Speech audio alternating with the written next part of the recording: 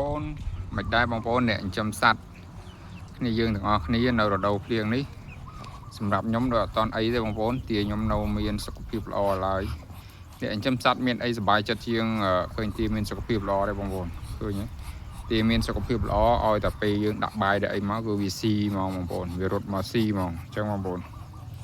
អញ្ចឹងយើងប្រយ័ត្នប្រយែងទាំងអស់គ្នាបងប្អូននៅរដូវភ្លៀងនេះហើយទាខ្ញុំនេះបើសិនជាយើងទប់តខែភ្ជុំជាប់យើងសល់ច្រើនបងប្អូនដោយសារតែខ្ញុំចំសារនេះខ្ញុំចំលក្ខណៈយកកូនដើម្បីលក់អញ្ចឹងបងប្អូនអញ្ចឹងបងប្អូនណាដែលទំនេរឬក៏មានដីខាងក្រោយធំទលាយអាចចិញ្ចឹមសត្វប្រភេទទាឬក៏មាន់ឬក៏គោអីបានបងប្អូនវាជាចំណូលមួយល្អសម្រាប់ក្រុមគ្រួសារយើងអញ្ចឹងណាបងប្អូនពីខ្ញុំលើកទឹកចិត្តឲ្យបងប្អូនធ្វើឲ្យបងប្អូនចិញ្ចឹមឲ្យបងប្អូនដាំដុះផ្សេងតាមលទ្ធភាពដែលយើងអាចធ្វើទៅបានអញ្ចឹងណាបងប្អូនយើងទនេពីការងារឬក៏យើងទនេពីអ្វីផ្សេងយើងអាចឆ្លៀតធ្វើវាអានេះជាចំណូលមួយបងប្អូនខ្ញុំពួកវានេះកាត់បន្ថយចំណាយខ្ញុំបានច្រើនណាចំណាយទី1តកតងនឹងកូនរៀនចំណាយការហូបចុកបានកូនគឺខ្ញុំយកពួកវាធ្វើជា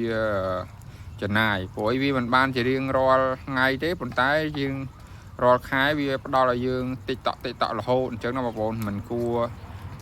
យើងមិនគួរមើលរំលងតកតងនឹងការចិញ្ចឹមតូចតាចនេះទេអញ្ចឹងបងប្អូនហើយខ្ញុំចិញ្ចឹមនេះចិញ្ចឹមលក្ខណៈគ្រួសារទេបងប្អូនអត់មានចិញ្ចឹមលក្ខណៈ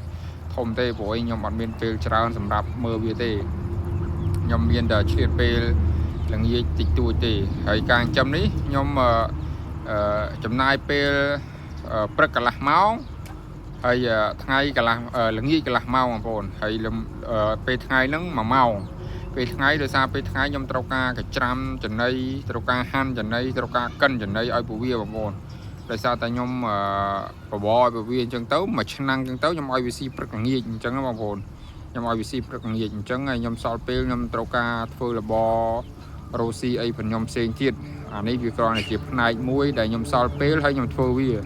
អញ្ចឹងបងប្អូនអញ្ចឹងដូចខ្ញុំធ្លាប់និយាយអញ្ចឹងខ្ញុំលើកទឹកចិត្តឲ្យបងប្អូនធ្វើ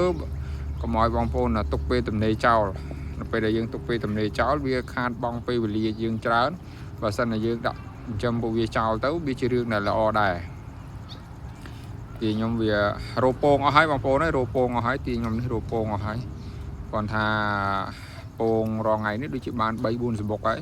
អញ្ចឹងបើសិនជាមួយខែទៀតយើងបានកូនលក់ហើយយើងបានកូនលក់ស្អាតបងប្អូន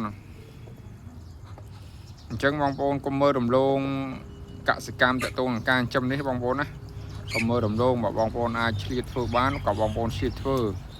ល្អបងប្អូនណាល្អសម្រាប់កាត់បន្ថយការចំណាយក្នុងគ្រួសារយើងមួយផ្នែកធំដែរ